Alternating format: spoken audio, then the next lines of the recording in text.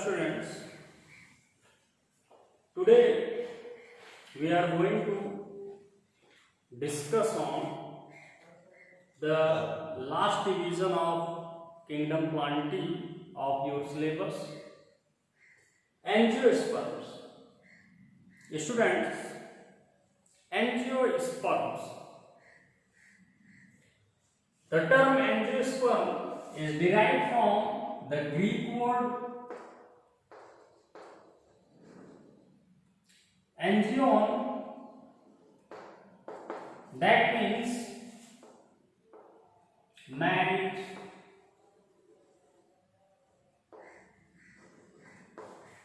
or concealed or covered. Marriage, concealed or covered. And sperma means seeds. Thus, students, the angiosperms are the first plant members.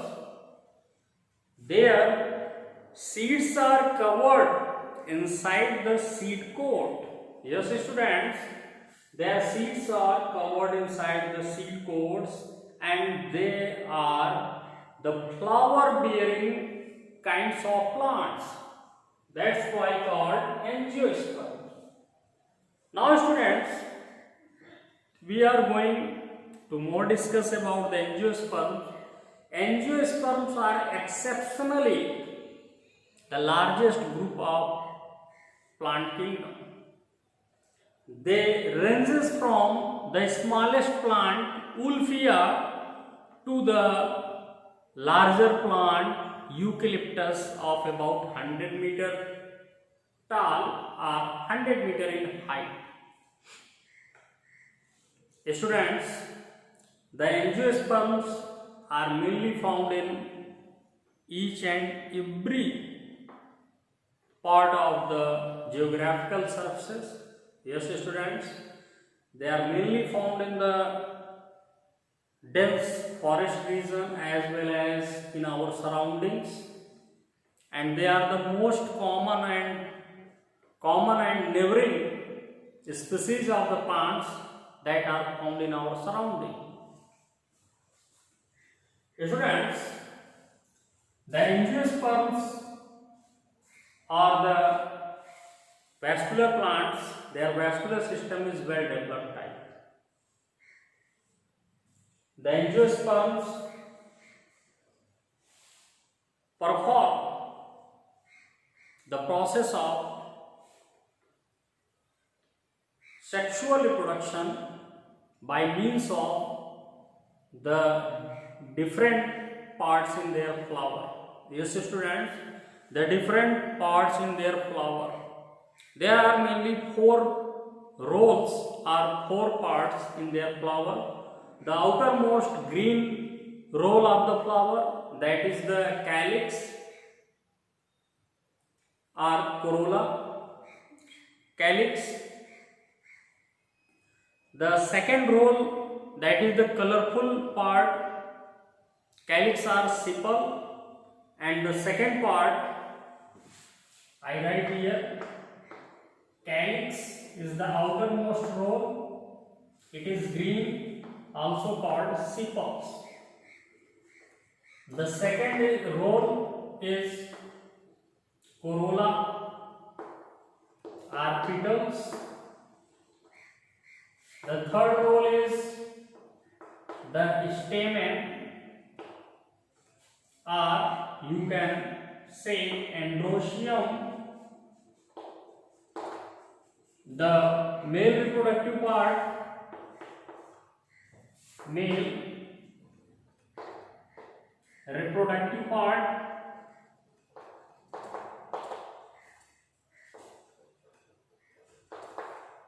of the flower,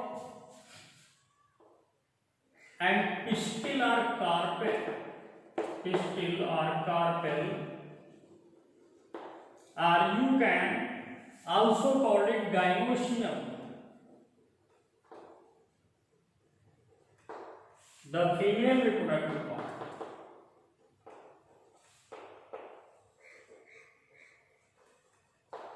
reproductive part.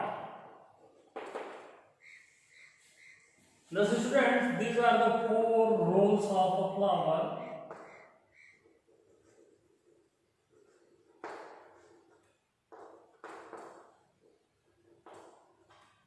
Four roles of a flower. Most of the angiosperms are perennial in nature, but few are the annual in nature. Now students, this is the outermost green roll of the flower, that is called calyx or sepal. The corolla is the colorful or brightly colored roll of the flower that helps in attracting the insects, and insects helps in the process of pollination. What is pollination? The transfer of the male gamete. It means pollen grains from anther to stigma of the flower. That is called pollination. The attraction of insects by the colorful or brightly colored roll of the flower, that is the corolla or petals, are very useful for the process of pollination. The another or third role of the flower is stamen or androecium, that is the male reproductive part. Stamen consists of mainly 2 parts, a filamentous part and a apical part, that is called anther. That is called anther. Anther is a sac-like structure. Here I will draw a structure of a stamen. This is the anther, the connective tissue that helps in the linking to filament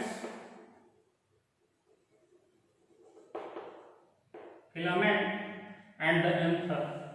Inside the anther, a chamber is present that is called pollen chamber. Inside the pollen chamber, there is minute microspores are present. These microspores are called pollen grains. These microspores are called pollen grains. These are the rust-like structures, and when we see in large shape, it appears like this. It is bounded by 2 membranes, the exine and intine membrane, and in between the center part there is a nucleus is present. This is a structure of single pollen grain.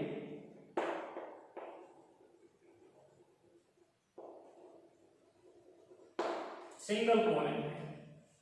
This is a male gamete of the flowering plant, and the pistil or carpel or gynoecium is the female reproductive part.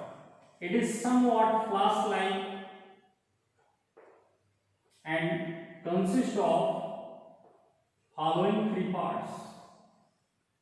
What are these? The first one is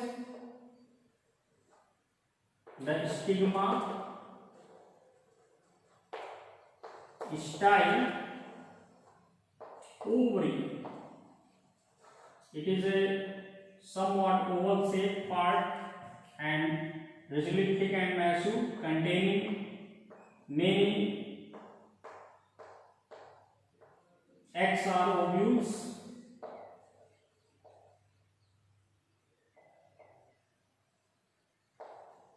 The ovules or eggs are the female gametes. Yes, student, this is the female gametes. Ovules, its singular is ova, and ovules or eggs is the plural form of this. Thus students, when the pollen grains transfer from anther to stigma of the flower, this is called pollination. Thus students, angiosperms bears a well developed categories of flowers. That's why this type of reproductive part in the form of flower is responsible for the sexual reproduction or the reproduction that take place by the fusion of gamete. Students, in angiosperms, the male gamete is pollen grains, also called microspore, whereas the female reproductive organ that is found in the flower is pistil or carpel. The pistil contain three main parts: the stigma, the style, and the ovary. Inside the ovary, ovules are present. The ovules goes on reduction division. It means meiosis division to forms 4 daughter cells or 4 daughter nuclei, in which 3 get degenerate and a single cell goes on the continuous development. That is called the egg cell or egg operator cell. A egg cell or egg operator cell has mainly 3 types of cells, and if we are going to define the total number of cells, then 6 cells. The 3 are the antipodal cells,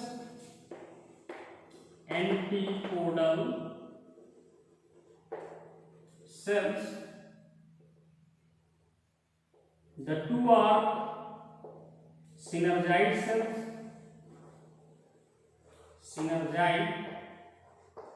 cells, and a single diploid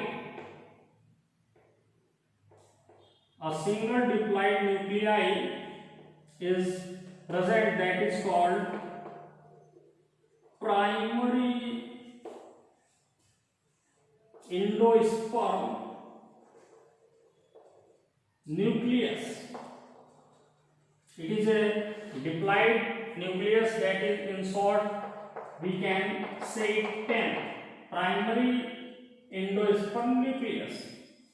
This primary endosperm nucleus is also called the secondary nucleus, because it is consist by fusion of 2 nuclei of haploid type, and this is only the cell that goes on the process of fertilization, which is responsible for the development of the seeds inside the endosperm. Now students, due to when the pollen grains are transferred on the stigma, it starts germination and bears a tube that is called pollen tube. We can understood with the help of this diagram. This is a pollen grain that is transferred on the stigma, and this is the ovule, this is the ovary, and inside the ovary ovules is present. Here I draw a single ovule, only a single ovule. There is a growth take place inside the pollen grain.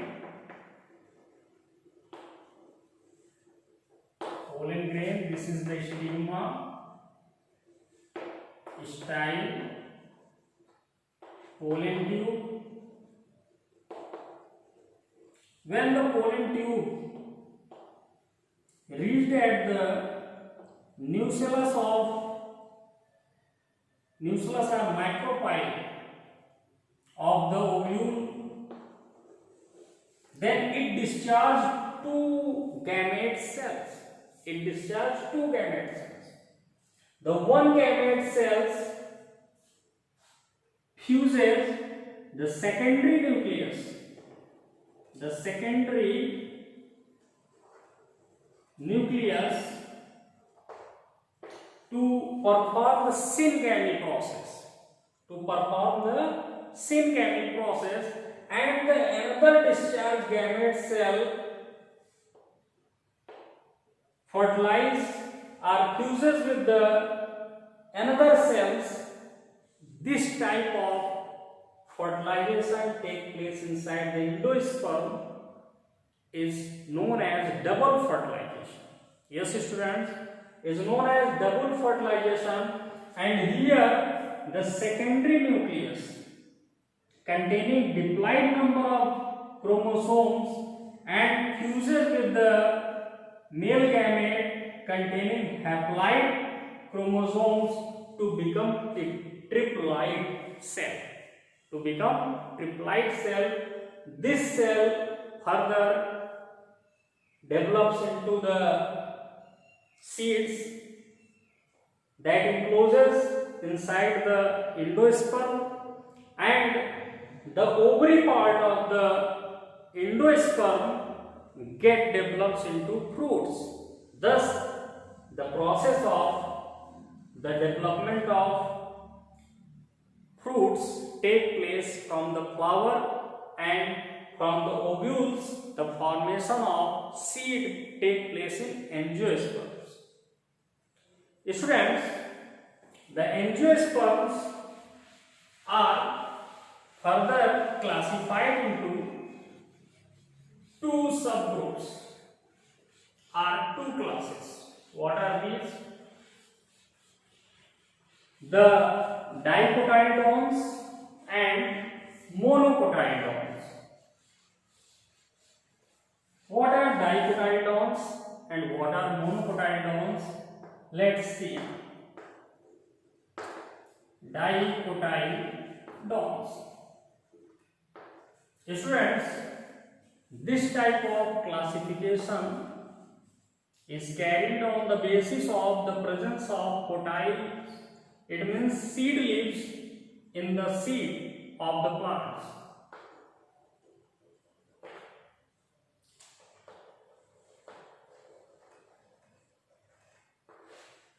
The kinds of plants that bears such a seed that contains two cotyls are called dicotyledons. Students, inside the seeds of angiosperms there is embryos present. There is embryo present. The embryo has three parts on germination: the radicule that helps in the formation of the root system, plumule that helps in formation of the shoot system, and cotyls as I illustrate here in the diagram.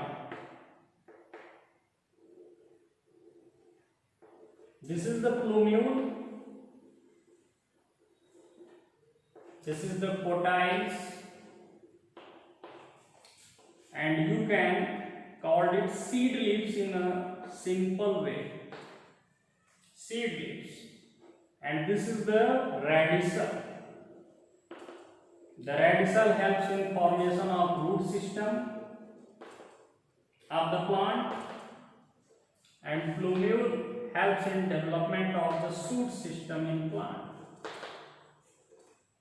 Such type of plants contains two cotyls in their seeds, and seeds are enclosed in a seed pod.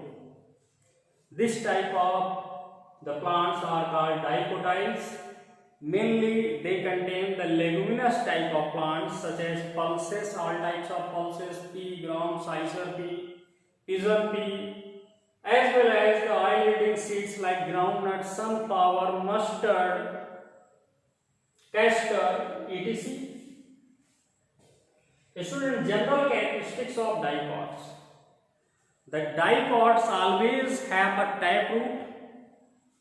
They possess the reticulate venation in their leaves. It means there is the network or branch type of veins are present in their leaves. As taking the example of a peepal leaf. This is an example of peepal leaf. What you find in the peepal leaf? This is the main midrib, and along the midrib there is presence of numerous branched veins like structures. This type of venation is called reticulate venation. Reticulate venation. Taproot, reticulate venation, and they bears the flowers contain 4 to 5 petals. That's why they are called tetramerous or pentamerous. Now students, monocots. The monocots or monocotyledons are the kinds of plants that bears a single cotyle in their seed. Yes students, a single cotyle in their seeds.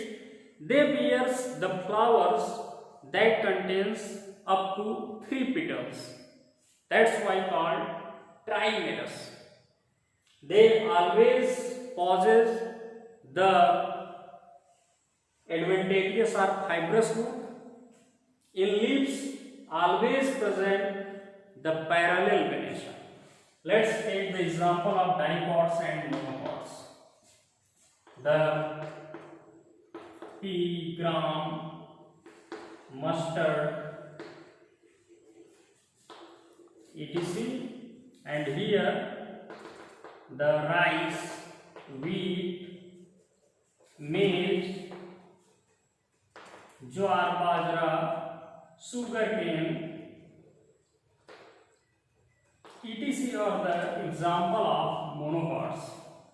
Thus students, I hope you will understand the angiosperm, the exceptionally vast phylum of the plant kingdom very well. Thanks students for joining today's lecture.